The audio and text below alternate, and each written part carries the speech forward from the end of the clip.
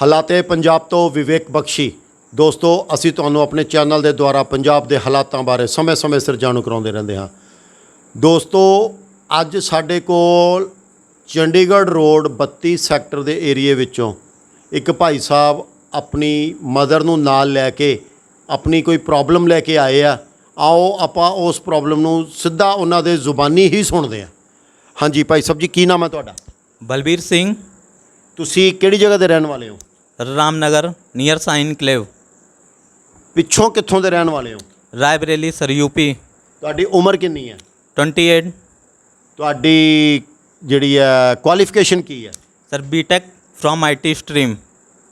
ਤੁਸੀਂ ਕੀ ਕੰਮ ਕਰ ਰਹੇ ਹੋ? सर मैं केमिकल कंपनी में इंजीनियर हूँ। कितनी सैलरी आपकी? 22,000। क्या ये आपने अर्जी हाथ में पकड़ रखी है? क्या परेशानी आई है आपको ऐसी कि आप यहाँ पे आज मेरे पास आए हो? सर मेरी मैरिज हुई थी 20 अक्टूबर 2020 में। लव मैरिज थी सर। सर मेरा लव 2 साल तक चला। उसके बाद सर मेरी मैरिज हो गई 20 अक्टूबर 2020 में। लड़की का क्या नाम है? सीमा कुमारी चौहान। अच्छा, फिर आगे? सर मेरी मैरिज हो गई, सब कुछ अच्छे से चल रहा था। सर फरवरी में मेरे साले संदीप उर्फ बाहुबली का रिश्ता हुआ। जब मुझे वहाँ बुलाया गया देखने को साले की वाइफ को, तो उनका रिश्ता मेरी वजह से टूट गया, क्योंकि मैं सरदार हूँ। उनका रिश्ता मेरी वजह से टूट गया। उनके सास ससुर ने जब कहा कि मेरे ससुर जी राम सजीवन चौहान को कि आपका दामाद सरदार है, हम आपको अपनी लड़की नहीं दे सकते हैं, तो मेरे सास ससुर ने हमको कहा कि आप अपने केस कटाओ, तब मैं अपनी लड़की भेजूंगा। सर मैंने ऑब्जेक्शन किया कि सर मैं केस नहीं कटा सकता हूँ, हम लोग सरदार हैं, हम लोग केस नहीं कटा सकते हैं। फिर वो मेरे घर आए। सर मैं नहा धो के बैठा था, केस खोल के बैठा था। मेरे ससुर राम सजीवन चौहान और संदीप मेरे घर आए। सर मेरे केस काटे, और जब मैंने ऑब्जेक्शन किया कि मैं आपकी कंप्लेन करूंगा पुलिस में, तो मेरी वाइफ सीमा कुमारी चौहान ने कारपीन का तेल अपने ऊपर डाल लिया और कहा कि तुम मेरे भाई और पापा के नाम कंप्लेन करोगे तो अपने आप को मैं जला लूँगी।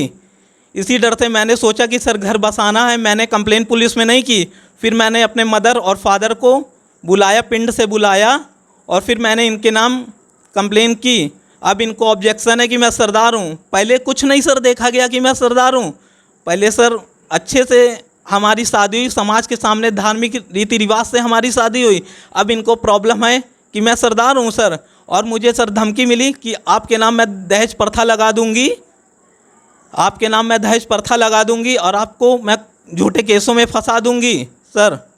और मेरे साले ने मेरे गले पे टोका रखा, तुमको मैं जान से मार दूँगा सर। आज मेरी जान को खतरा है। मुझे बहुत जगह रोका भी जाता है कि तुम केस कटाओ, नहीं तो तुमको मैं जान से मार दूँगा, और अपनी बहन तब भेजूँगा जब तुम अपने केस कटाओगे।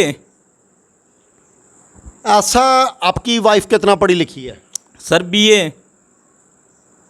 उसकी कितनी उम्र है? 25। जब आप दोनों में लव हुआ तो आप सरदार थे, तो आपकी वाइफ को, आपके साला को, आपके ससुर वालों को, ससुराल वालों को, किसी को कोई ऑब्जेक्शन था? नो सर, तब कोई ऑब्जेक्शन नहीं था उनको कि मैं सरदार हूँ। सब अच्छे से धार्मिक रीति रिवाज से समाज के सामने शादी हुई। अब मेरे साले की शादी नहीं हो रही, तो इसका मतलब सर मैं केस कटा लूँ, अपने माँ बाप को अपना धर्म छोड़ दूँ, मैं धर्म परिवर्तन कर दूँ? नहीं, ये बात सही है कि आपके बाल ही उसकी शादी में रुकावट बन रहे हैं, या उसका करैक्टर, या उसकी कोई और बात है, उसकी एजुकेशन, या उसकी कोई और बात जो सामने आ रही है जिसकी वजह से उसकी शादी नहीं हो रही है? नहीं सर, मेरे बाल ही ऑब्जेक्शन बन रहे हैं, लेकिन वो मेरे ऊपर झूठा केस डाल रही हैं कि मैं उनको जलाने की कोशिश किया, ये किया, वो किया। सर मैं लड़की रखने को आज भी तैयार हूँ। मैं लिख के देने को तैयार हूँ कि लड़की को कोई मतलब मुझे कुछ नहीं चाहिए। मैं लिख के देने को तैयार हूँ, मुझे दहेज में एक कुछ नहीं चाहिए, सिर्फ लड़की चाहिए। लेकिन वो खुल के नहीं सामने कह पा रहे हैं कि आप अपने केस कटाओ। मुझे टॉर्चर करते हैं रास्ते में मेरा साला संदीप चौहान कि आप अपने केस कटाओ, तुम्हारे पीछे मेरी शादी नहीं हो रही है।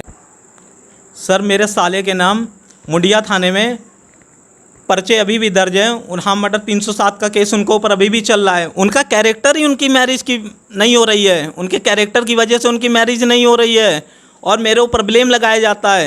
सर मैंने कोई कुछ मांग नहीं की सर। मेरे ऊपर फालतू ब्लेम लगाया जा रहा है सर। मैंने अपनी सैलरी से जो बनाया सारा बिल मेरे पास हैं, सारे बिल सर मेरे पास हैं। सिर्फ सर मेरा घर बर्बाद कराया जा रहा है। मेरे प्रशासन से मांग है कि मुझे इंसाफ दिया जाए, मुझे इंसाफ दिया जाए और ऐसे लड़कियों के खिलाफ सख्त कार्रवाई की जाए।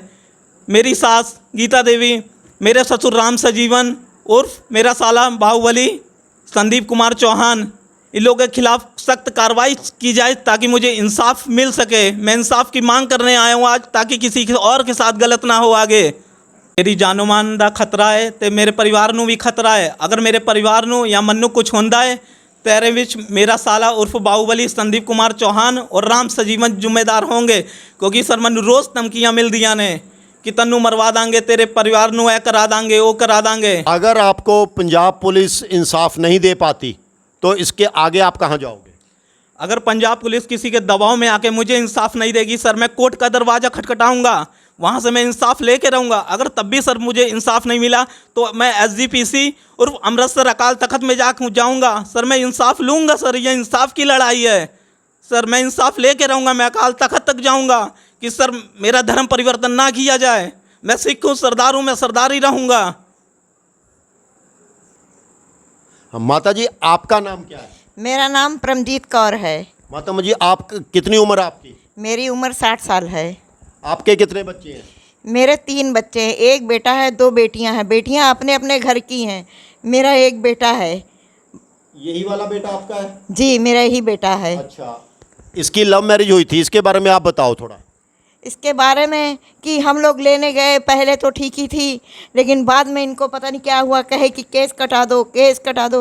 तो हम लोगों ने इस चीज़ को इनकार कर दिया, केस नहीं कटाएंगे। मेरे लड़के को धमकी इन लोगों ने दी है कि टोका रख देंगे, मार डालेंगे, रास्ते में धमकियां देते हैं ऐसी ऐसी।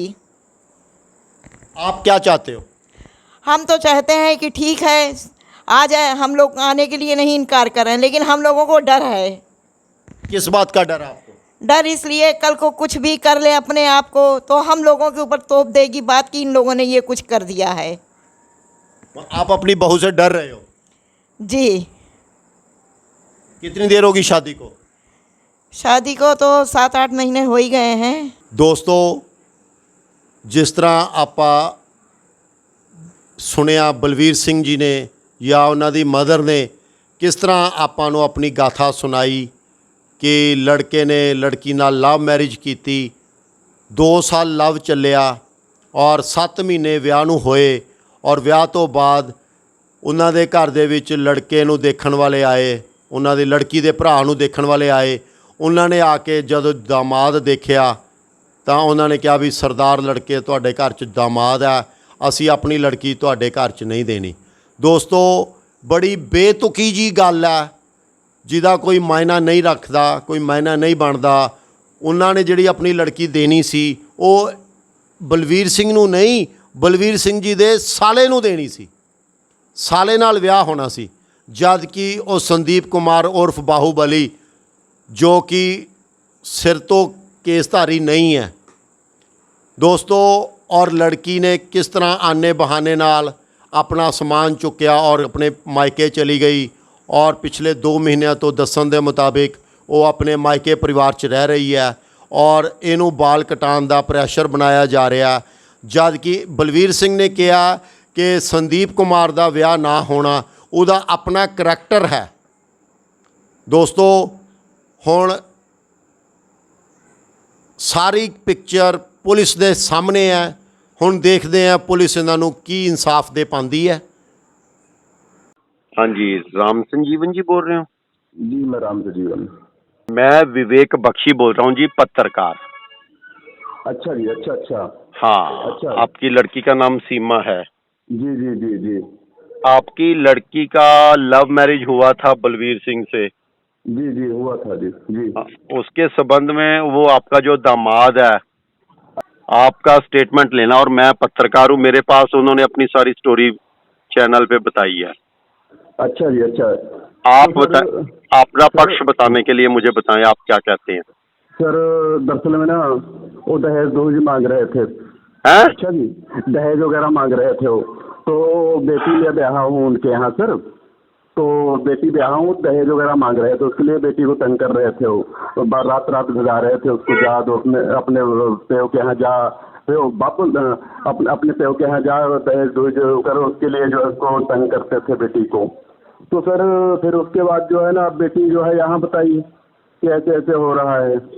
तब सर मैंने जो है ना पुलिस कमिश्नर ऑफिस में मैंने जो है एप्लीकेशन दिया जी। अप्रैल 29 अप्रैल पहले हमने अपने थाने में जो है FIR एप्लीकेशन दिया 26 अप्रैल को। फिर उसके बाद में सर हमने जो वो बोले भाई ऐसा करो, आप वहाँ जाओ आगे, मतलब वुमन सेल में जाओ। तो सर मैं जो है वहाँ गया तो पुलिस कमिश्नर ऑफिस में एप्लीकेशन दिया। चलो, उसने कहा कि आपने और आपके लड़के ने उसके सिर के बाल भी काटे हैं। ऐसा कुछ नहीं है सर, ऐसा कुछ नहीं है। अगर ऐसा किया होता तो उन्होंने जो है FIR पहले क्यों नहीं दर्ज किया? वो 2-4 दिन में, ऐसे हमारा 2 महीना हो गया एप्लीकेशन दिए हमें। वो कह रहा है, मेरी बीवी कह रही है कि अगर आप एप्लीकेशन दोगे तो मैं तेल जला के, तेल डाल के मर जाऊंगी। ऐसा कुछ नहीं है, ऐसा कुछ नहीं सर, वो झूठा आरोप लगा रहे हैं हमारे ऊपर। चलो ठीक है, ठीक है। ऐसा कुछ नहीं। और ਇਸੇ ਤਰ੍ਹਾਂ ਅਗਲਾ ਅਪਡੇਟ ਲੈ ਕੇ ਫਿਰ ਜਲਦ ਤੁਹਾਡੇ ਕੋਲ ਹਾਜ਼ਰ ਹੋਵਾਂਗੇ। ਤਦ ਤੱਕ ਦਿਓ ਇਜਾਜ਼ਤ। ਹਾਲਾਤੇ ਪੰਜਾਬ ਤੋਂ ਵਿਵੇਕ ਬਖਸ਼ੀ।